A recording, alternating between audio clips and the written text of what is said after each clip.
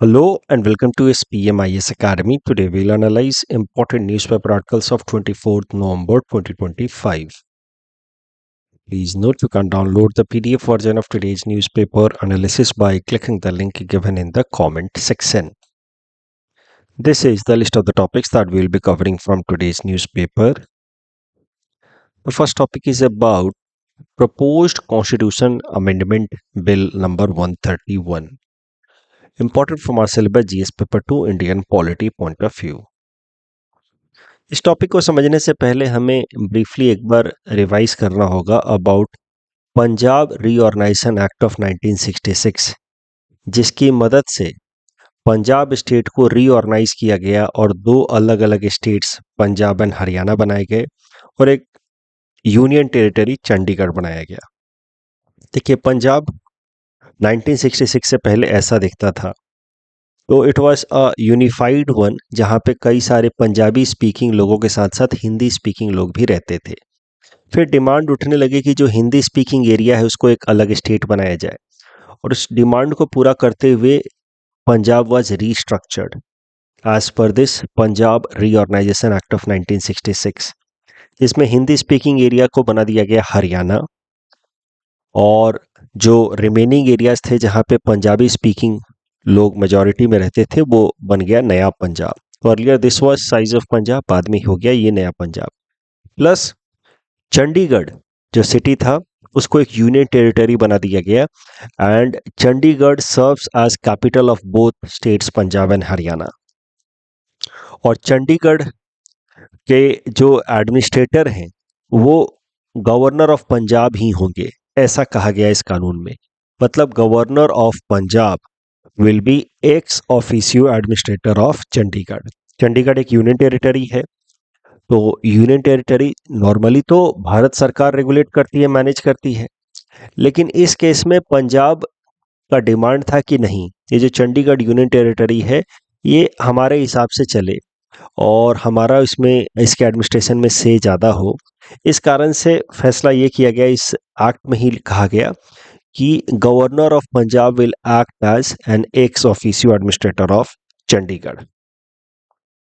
उसके अलावा कुछ एरियाज ऐसे भी थे जो पहले पंजाब का हिस्सा थे, उसको बाद में हिमाचल प्रदेश के साथ मर्ज कर दिया गया। तो दो अलग अलग स्टेट्स बनाए गए, पंजाब एंड हरियाणा। चंडीगढ़ एक यूनियन टेरिटरी बनाया गया, plus some existing areas were merged with Himachal Pradesh like Lahaul Spiti, Kangra, Kullu ETC. ये वाला एरिया खासकर, ये पहले से हिमाचल था, हिमाचल प्रदेश का ये हिस्सा था। अब ये नैरो कॉरिडोर के कारण एडमिनिस्ट्रेटिव इनकन्वीनियंस होता, तो ये पूरा हिस्सा बना दिया गया हिमाचल प्रदेश। तो ये है पंजाब रीऑर्गेनाइजेशन एक्ट। इसमें ध्यान देने वाली बात यह है कि चंडीगढ़ के गवर्नर जो हैं वो चंडीगढ़ के जो एडमिनिस्ट्रेटर हैं वो पंजाब के ही गवर्नर होते हैं। अब करंट न्यूज पे आते हैं। हाल फिलहाल में लोकसभा बुलेटिन में लिस्ट किए गए the bills that would be presented in upcoming winter session of the parliament. Parliament का जब विंटर सेशन शुरू होगा 1 दिसंबर से, तो उसमें कौन कौन से बिल्स रखे जाएंगे, इस तरह के 10 बिल्स की लिस्ट रखी गई। उसमें एक बिल था कॉन्स्टिट्यूशन अमेंडमेंट बिल नंबर 131। ये प्रपोज्ड कॉन्स्टिट्यूशनल अमेंडमेंट बिल, यानी कि इसकी मदद से संविधान को बदलने की कोशिश की जाएगी। इस बिल को रखा जाएगा, पास किया जाएगा और इससे संविधान को बदला जाएगा। This proposed constitutional amendment bill aimed at bringing change in the administrative structure of Chandigarh. इस बिल में प्रपोज किया गया कि Chandigarh will be brought under article 240। Article 240 के अंतर्गत लाने का सरल सा मतलब ये है कि अब चंडीगढ़ के अंदर जो उनके एडमिनिस्ट्रेटर होंगे वो पंजाब के गवर्नर नहीं होंगे। Administrator will be appointed by the president of India. मतलब सीधा सीधा अब भारत सरकार का कंट्रोल चंडीगढ़ के ऊपर बढ़ाया जाएगा। That was the proposal under proposed 131st constitutional amendment bill that Chandigarh will also be brought under article 240।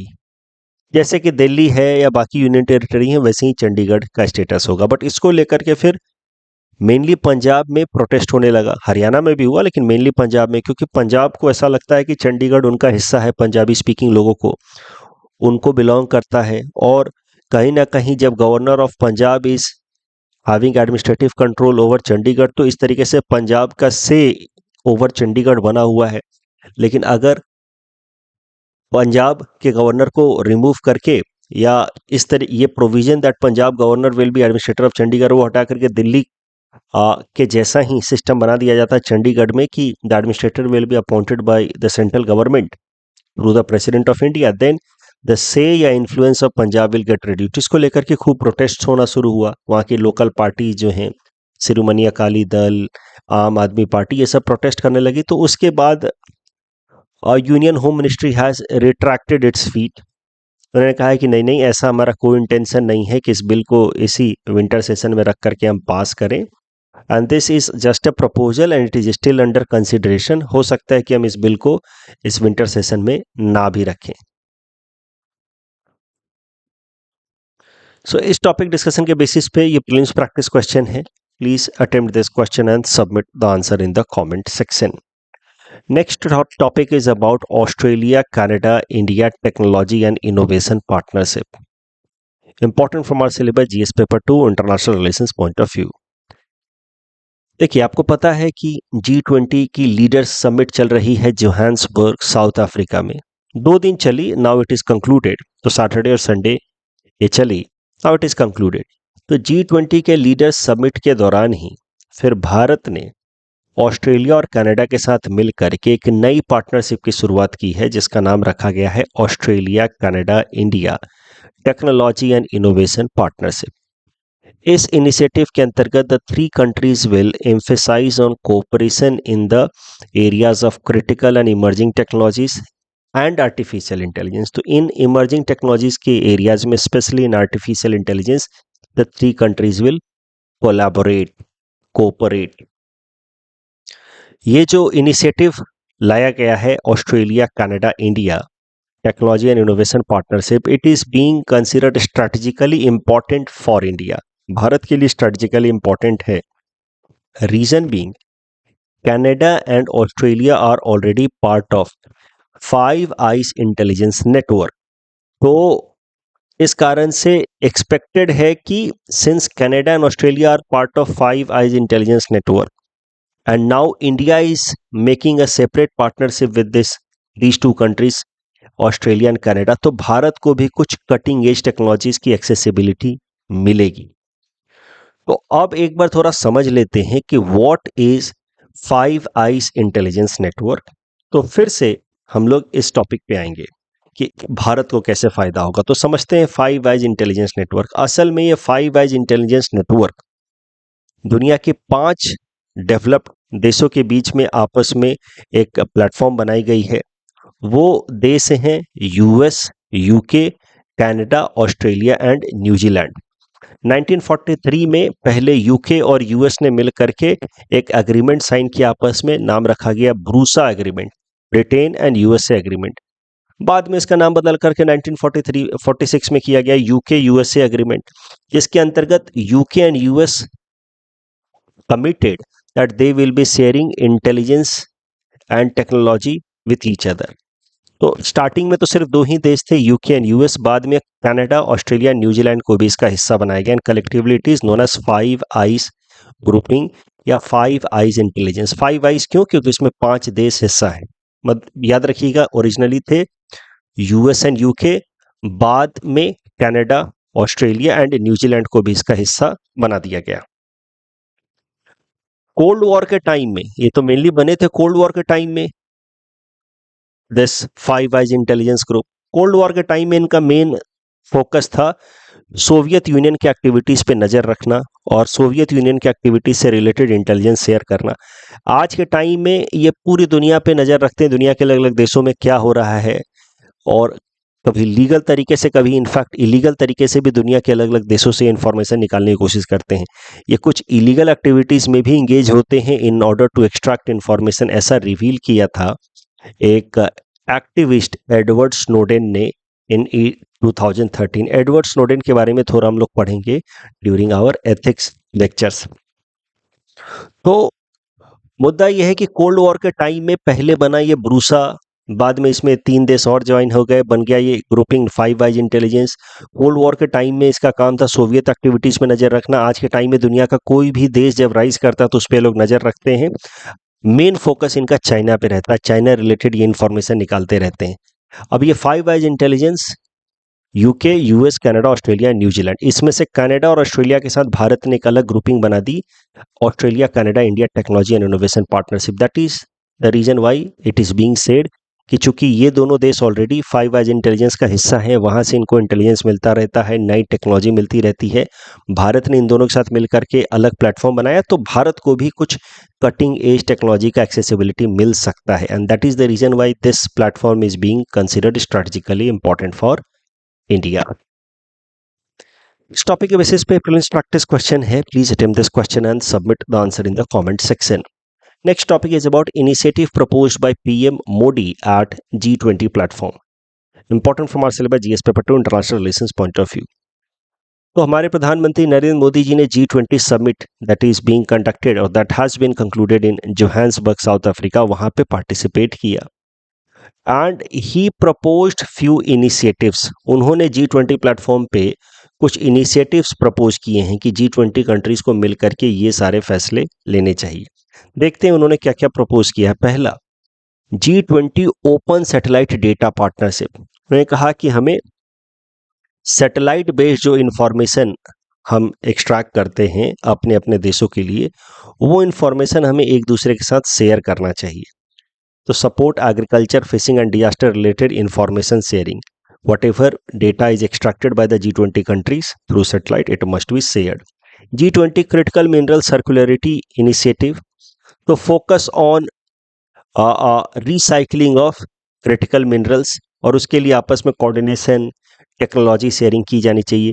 Global traditional knowledge repository, traditional knowledge क्या होता है पहले वो समझते हैं।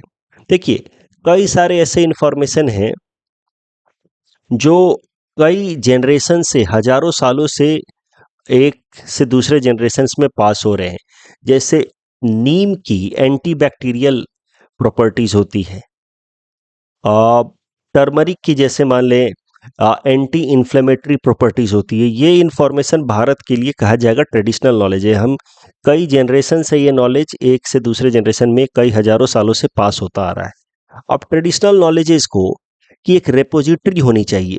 जितने भी G20 कंट्रीज उनकी ट्रेडिशनल नॉलेज की अपनी एक रेपोजिटरी होनी चाहिए। इससे क्या है कि फ्यूचर जनरेशन को ये सारे नॉलेज जो है वो पास होने की गारंटी हो जाती है, प्लस इनका कोई अनएथिकल पेटेंटिंग नहीं होगा। अदरवाइज बहुत बार आजकल MNCs क्या करती हैं कि किसी देश की ट्रेडिशनल नॉलेज है उसकी पेटेंटिंग कर लेती हैं और फिर उसको कॉमर्शियल स्केल पे एक्सप्लॉइट करती हैं, जबकि वो उनका ओरिजिनल नॉलेज नहीं था। Yet they get it patented and then they exploit it, the information at commercially at global scale. तो इन सब को रोकने के लिए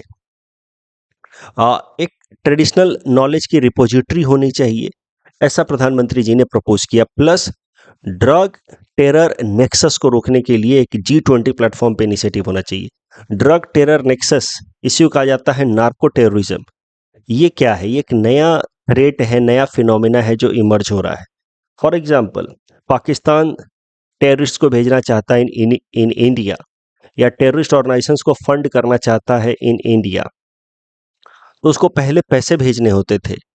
अब क्रॉस बॉर्डर पैसे भेजने में उसका इंटरसेप्शन एंड डिटेक्शन के चांसेस ज़्यादा होते हैं। लेकिन अब क्या करता है, वो ड्रग ट्रैफिकिंग करवा देता है, ड्रग्स भेजवा देता है टेररिस्ट ऑर्गेनाइजेशंस को। So now terror groups are also emerging as drug smuggling group and vice versa. मतलब दोनों drug smugglers and terrorist organizations, they are coordinating with each other. This nexus is being known as drug terror nexus, which is emerging as a new and bigger threat for the countries. तो उसको कर्ब करने के लिए G20 countries को आपस में मिलकर के कोऑर्डिनेशन करना चाहिए। प्रधानमंत्री जी ने कहा कि this is important specially with rise of new kind of opioid drugs जिसका नाम है fentanyl. Fentanyl is emerging as a severe threat to public health, and that is why G20 countries must come together and frame policies to curb such activities. Fentanyl क्या है इसके बारे में हम आगे देखेंगे. Also, PM Modi suggested, proposed कि India will come up with an initiative to train 1 million people across Africa in skill development. तो आज अब matter of goodwill gesture Bharat ने अपने तरफ से कहा है कि हम 1 मिलियन लोगों को ट्रेन करेंगे अफ्रीका के अंदर, स्किल डेवलपमेंट करेंगे as per the modern technologies. तो कभी इंडिया अफ्रीका रिलेशंस पे प्रश्न आ जाए तो आप कुछ चीज़ें तो बता ही सकते हैं कि भारत ने क्या क्या अच्छी शुरुआत की अफ्रीका के लिए. भारत के लीडरशिप एट G20 के दौरान भारत ने अफ्रीकन यूनियन को इंक्लूड कराया as member of G20.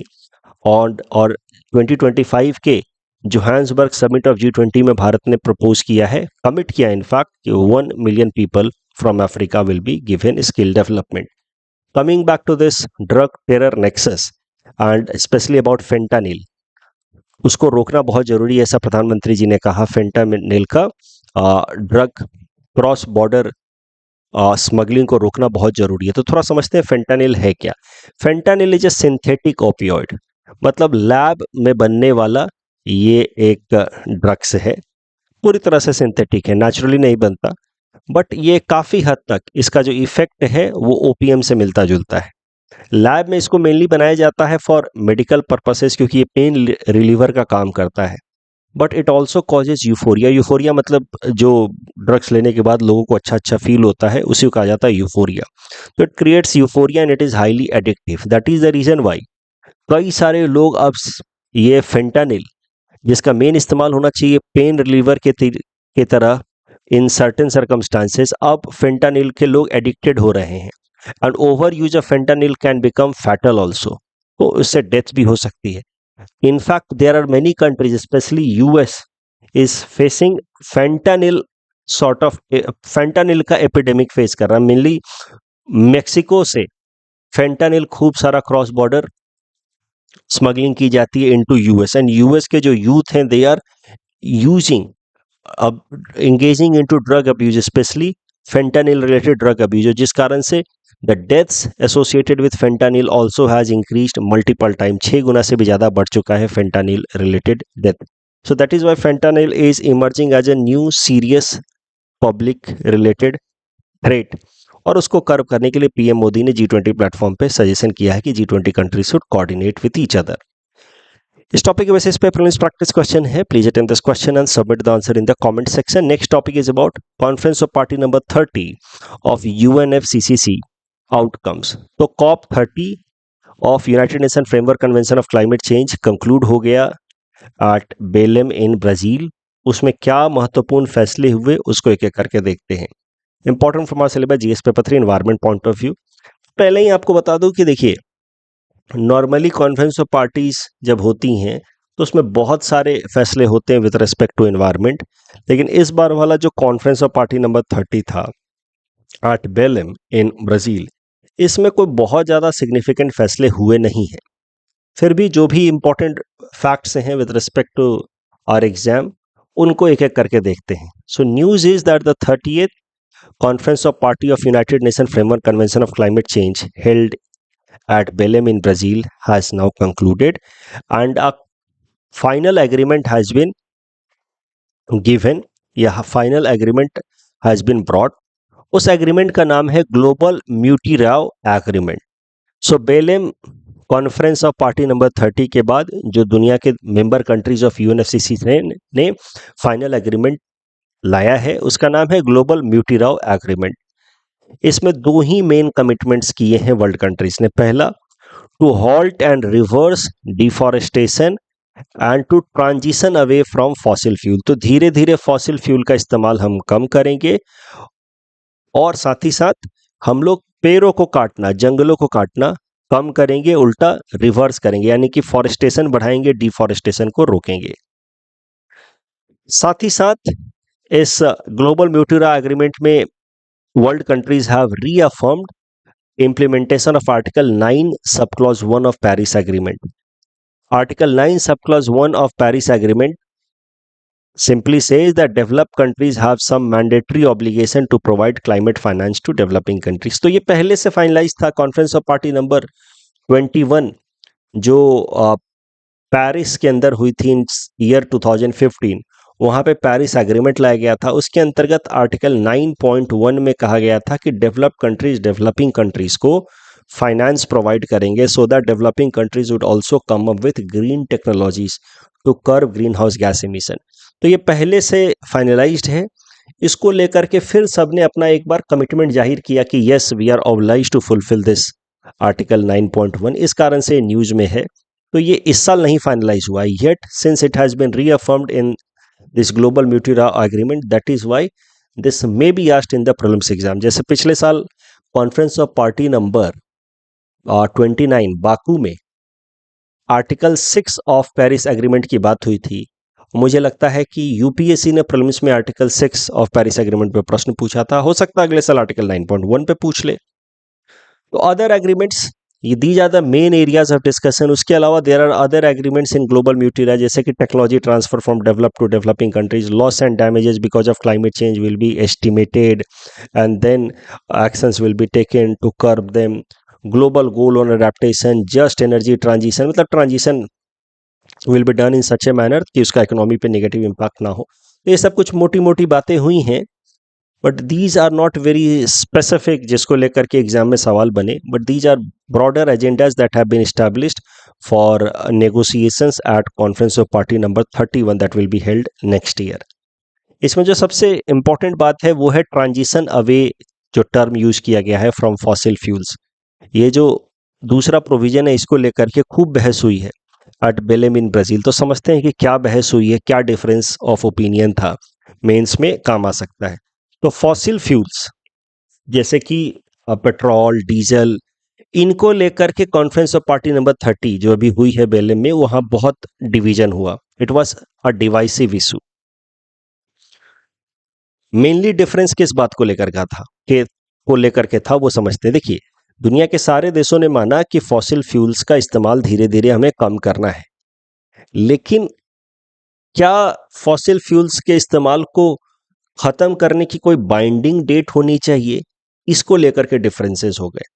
There were few countries like European Union and small island nations and overall more than 80 countries were saying कि there must be a clear timeline कि इस साल तक 2035 तक या 2040 तक हम लोग फॉसिल फ्यूल्स का इस्तेमाल करेंगे, उसके बाद इसको पूरी तरह से फेज आउट कर देंगे, खत्म कर देंगे। लेकिन फिर कई सारे ऐसे देश थे डेवलपिंग कंट्रीज मेनली, जैसे India, Russia, China, Saudi Arabia, South Africa, इन्होंने अपोज किया कि नो, बाइंडिंग टारगेट्स नहीं दिए जा सकते, एक पर्टिकुलर ईयर कमिट नहीं किया जा सकता, क्योंकि fossil fuels are still integral part of our developmental process और इस कारण से there can not be any binding commitment. तो इसको लेकर के बहुत डिस्प्यूट हुआ। फिर ये जो यूरोपियन यूनियन के मेंबर कंट्रीज हैं ये कह रहे थे कि you people are not serious about greenhouse gas emission, climate change. ये देश डेवलपिंग कंट्रीज कह रहे थे कि हमें अपने देश के अंदर डेवलपमेंट भी देखना है, fossil fuels are integral part. फिर जाकर के कंक्लूड हुआ कि there will be a non binding commitment, but yes all countries agreed कि we will slowly move towards transitioning away from fossil fuel. That is the politically negotiated point. तो मिला जुला करके जो डेवलपिंग कंट्रीज चाहते थे वो हुआ है। कोई अभी फाइनल एग्रीमेंट या फाइनल बाइंडिंग डेट नहीं रखी गई है regarding phase out of fossil fuels. इस टॉपिक डिस्कसिंग के बेसिस पे प्रीलिम्स प्रैक्टिस क्वेश्चन है। Please attempt this question and submit the answer in the comment section. Next topic is about human elephant conflict, important from our syllabus GS paper 3 environment point of view and GS paper 5 Assam issues point of view. Assam के अंदर human elephant conflict कोई नई बात नहीं है। Concern ये है कि ह्यूमन एलिफेंट कॉन्फ्लिक्ट बढ़ता जा रहा है and as per wildlife institute of India पिछले 23 ईयर्स में from 2000 to 2023 1468 people have died because of encounters with elephant and 626 elephants have also been killed because of human caused reasons, anthropogenic factor, जैसे कि electrocution के कारण या railway track पे colliding with the train के कारण 626 elephants have died. In year 2025 alone, 71 human deaths and 41 elephant deaths have been registered in Assam due to man-elephant conflict. So the concern is that man-elephant conflict is on the rise और उसके पीछे सरल सा कारण है deforestation. जंगलों को काट काट करके लोग फॉरेस्ट के फ्रिंजेज में सेटल हो रहे हैं और इस कारण से मैन एनिमल कन्फ्लिक्ट बढ़ रहा है and that is why the number of deaths on both sides is on the rise. तो human settlement, encroachment on elephant habitats, their habitat fragmentation. अभी देखिए एलिफेंट्स को क्या है कि दो बातें, एक तो उनका पर इंडिविजुअल कंजम्पशन बहुत ज़्यादा है, एक एक एलिफेंट बहुत ज़्यादा कंज्यूम करता है। सेकेंड, वो हर्ड में रहते हैं, झुंड में रहते हैं। तो इस कारण से वो जिस भी एरिया में रहते हैं वहाँ के लोकल रिसोर्सेज को बहुत जल्दी ख़त्म कर जाते हैं, खा जाते हैं और फिर उनको एक हैबिटेट से मूव करना होता है टुवर्ड्स द अनदर हैबिटेट, जहाँ पे फिर वो कुछ दिन रहेंगे, 10 दिन 15 दिन रहेंगे। तो इस कारण से elephant corridors are very important for their sustenance and survival, क्योंकि elephant corridors are basically the pathways connecting two major habitats that could support elephants। तो एक हैबिटेट में वो रहते हैं कुछ टाइम तक, 15-20 दिनों बाद using elephant corridor they migrate towards the other habitat, because जिस हैबिटेट में वो पहले से थे वहाँ पे उन्होंने वेजिटेशन को पूरी तरह से कंज्यूम कर लिया। अब इंसान क्या कर रहा है, अलग अलग इंफ्रास्ट्रक्चर डेवलप कर रहा है, रेलवे लाइन बना देता है, इलेक्ट्रिकल वायर्स बिछा देता है, ट्रेंचेस बना देता है। इंफ्रास्ट्रक्चरल स्ट्रेस या infrastructural distress is being created for elephants, especially when it intercepts the elephant corridor, और जिस कारण से human elephant conflict is on the rise and number of deaths of elephant and humans both are rising। तो ये सब कुछ महत्वपूर्ण कारण है behind rising man elephant conflict। Assam के अंदर अगर डिस्ट्रिक्ट वाइज बात की जाए तो नगांव एंड सोनितपुर वेस्ट और द टू डिस्ट्रिक्ट जहाँ पे एलिफेंट रिलेटेड फैटिलिटीज सबसे ज़्यादा हैं। Initiatives taken in order to reduce human elephant conflict. पहला गज यात्रा इनिशिएटिव। गज यात्रा इनिशिएटिव सिर्फ असम रिलेटेड इनिशिएटिव नहीं है, भारत के 12 मेजर एलिफेंट रेंज स्टेट्स में यह गज यात्रा इनिशिएटिव लाया गया है, जहां पे ministry of environment, forest and climate change ने ये निर्देश दिए हैं स्टेट गवर्नमेंट्स के फॉरेस्ट डिपार्टमेंट को कि वो इंश्योर कराएं कि elephant corridors are not intercepted during infrastructure development. उसके अलावा अगर असम की बात की जाए तो नेशनल हाईवे नंबर 37 जो काजीरंगा नेशनल पार्क के फ्रिंजेस से गुजरता है। अब वहाँ पे होता क्या है कि एक तरफ काजीरंगा नेशनल पार्क है, दूसरे तरफ नगांव रीजन है, उसके भी कुछ फॉरेस्ट हैं। Elephants keep on moving from one area to another, और उसमें बीच बीच में उनको नेशनल हाईवे नंबर 37 क्रॉस करना होता था। तो अब एक एलिवेटेड कॉरिडोर बनाया जा रहा है जिससे elephants could easily pass from one region to another without intercepting या without getting on the roads, जिससे ह्यूमन एलिफेंट कन्फ्लिक्ट घटे। रेडियो कॉलरिंग ऑफ एलिफेंट्स की जा रही है ताकि एलिफेंट का हर्ड्स का मूवमेंट जो है हमें पहले से पता लग जाए और फिर वक्त रहते ही इंसानों को इवैक्यूएट करा दिया जाए to reduce casualties and conflict. Sensitisation of local villagers भी किया जा रहा है। अदरवाइज विलेजर्स अभी तक चूंकि वो इतने अवेयर नहीं थे तो they were using some methods to drive away elephants, जो कभी कभार एलिफेंट्स को इरिटेट कर देते थे और एलिफेंट्स फिर एग्रेसिव होकर के अटैक करने लगते थे, जैसे कि बर्निंग फायर क्रैकर्स या putting chillies in the eyes of elephants just to drive them away, but that was creating more conflicts and more casualties because elephants would get irritated. So now villagers are being sensitized कि elephants in general prefer peaceful approach, so if they are driven away in peaceful manner elephants will not commit casualties। और उसके अलावा एक initiative लाया गया है rehab initiative. ये बड़ा यूनिक या बिजार इनिशिएटिव है। इसमें क्या किया जाता है कि elephant raids in agricultural fields को प्रिवेंट करने के लिए इस तरीके से 2 बी हाइव्स डेवलप किए जाते हैं on the corridor leading towards the agricultural field, और बी हाइव्स को आपस में लिंक कर दिया जाता है विथ अ थिन वायर, जिससे एलिफेंट्स अगर यहाँ पे आना चाहे तो उनको दिखता नहीं है ये thin wire. When elephants will try to get into this agricultural field through this corridor, तो उसमें they will breach this thin wire connecting this to beehives. जैसे ही ये थिन वायर जो है connecting this to beehives breach होता है तो the bees will come out, Honey बीज विल कम आउट, और एलिफेंट्स को हनी बीज से डर लगता है, तो एलिफेंट्स जैसे ही हनी बीज को देखेंगे they will run away. That approach is being utilized. The idea that elephants are scared of honeybees is being utilized in this rehab project. और इसके मदद से ये पहले कर्नाटका में स्टार्ट हुआ था, अब इसको असम में भी कई सारी जगहों पे इम्प्लीमेंट किया जा रहा है in order to prevent animal raid towards the agricultural crops and reduce human elephant conflict. Topic basis पे this is the prelims practice question. Please attempt this question and submit the answer in the comment section. A direct question has been provided on this topic. Human elephant conflict in Assam is on the rise. What are the reasons behind it and what could be the way forward? ऐसा कुछ steps what have been taken and what other steps could be taken. अभी तक क्या लिए जा चुके हैं and what more measures could be taken, ऐसा लिखना है आपको. देखिए, अभी से आप एक काम कर सकते हैं. रोज आंसर लिखने के बाद जो कंक्लूजन मैं प्रपोज करता हूं कि इस सवाल में इस तरीके का कंक्लूजन हो सकता है, तो उसके एक दो वर्ड्स या आइडियाज को आप पिक करते रहिए कि अच्छा इस तरीके का सवाल हो तो इस तरीके से कंक्लूजन किया जा सकता है. उसकी एक अलग से लिस्ट बना सकते हो आप कि जैसे मैंने यहाँ पे प्रपोज किया कि in such kind of questions you can conclude with this quote that the greatness of a nation can be judged by how it treats its animals given by Mahatma Gandhi. तो ये आइडिया अपने दिमाग में रखोगे. इस तरीके का कोई भी प्रश्न आए in general, not just human elephant conflict, even if it is with respect to human and wildlife conflict, then also you can use this quote. इस तरीके से आप जो कंक्लूजन में प्रपोज करता हूं, जैसे लेबर कोड्स के लिए मैंने प्रपोज किया एक कंक्लूजन कि labour codes try to balance efficiency and equity. So now you can pick those words, efficiency and equity, and write it somewhere कि it can be used in some other conclusion as well. तो इस तरीके से आपके conclusion की एक understanding बननी शुरू हो जाएगी. एशियन फाइनेंशियल क्राइसिस से रिलेटेड जो प्रश्न था, सीधा जवाब होगा frequent devaluation of local currency. G20 से रिलेटेड जो प्रश्न था, G20 rotates amongst the member systems of 5 groups with N eligible group. हाँ ठीक है, दोनों स्टेटमेंट सही हैं. Labor code correct state answer will be option B, and UNDESA publishes World Urbanization Prospect. That's all from our side for today. Thanks for watching.